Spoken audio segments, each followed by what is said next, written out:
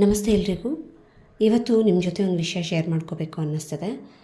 ನಾವು ಈ workout start ಮಾಡಿದ್ದು ನನ್ನ ಹೆಲ್ತ್ ಸರಿ ಇಲ್ಲ, ನಾನು ಸ್ಟ್ರಾಂಗ್ ಆಗಬೇಕು ಅಂತ ಹೇಳಿಬಿಟ್ಟು ಈ ವರ್ಕೌಟ್ ಸ್ಟಾರ್ಟ್ ಮಾಡಿದ್ವಿ. ಆದರೆ ರೀಸೆಂಟಾಗಿ ಗೊತ್ತಾಯಿತು ತುಂಬ ಜನಕ್ಕೆ ತುಂಬ ಪ್ರಾಬ್ಲಮ್ಸ್ ಬರ್ತಿದೆ ಅಂತ. ಆದರೆ ನೆಗ್ಲೆಕ್ಟ್ ಮಾಡೋದ್ರಿಂದ ಆ ಪ್ರಾಬ್ಲಮ್ ಜಾಸ್ತಿ ಆಗ್ತದೆ. ಸೊ ಆದಷ್ಟು ನೆಗ್ಲೆಕ್ಟ್ ಮಾಡೋದನ್ನ ಬಿಟ್ಟು ಡಾಕ್ಟರ್ ಸಜೆಷನ್ಸ್ನ ಕೇಳಿ ಆ ಟೆಸ್ಟ್ ಏನಿದೆ ಅಂತ ಹೇಳ್ಬಿಟ್ಟು ಸ್ವಲ್ಪ ಡೀಪಾಗಿ ಮಾಡಿಸ್ಕೊಂಡ್ರೆ ಆ ಪ್ರಾಬ್ಲಮ್ ನಮಗೆ ಬೇಗ ಗೊತ್ತಾಗುತ್ತೆ. ಬೇಗ ಗೊತ್ತಾದಾಗ ಅದಕ್ಕೆ ಸೊಲ್ಯೂಷನ್ ಕೂಡ ಇದ್ದೇ ಇರುತ್ತೆ. ಲೇಟ್ ಆದಷ್ಟು ನಮ್ಮ ಹೆಲ್ತ್ನ ನಾವೇ ಹಾಳು ಮಾಡ್ಕೊತೀವಿ. So don't do this.